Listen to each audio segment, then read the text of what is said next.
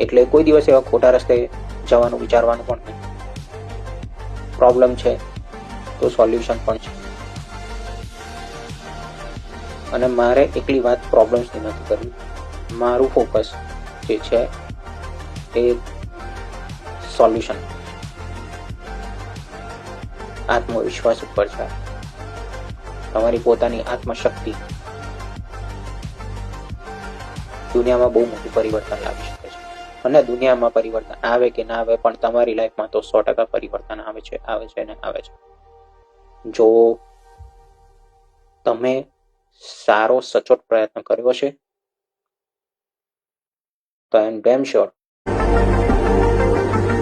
કે તમે બીજા માટે પણ બેસ્ટ સોલ્યુશન પ્રોવાઈડર બની શકો.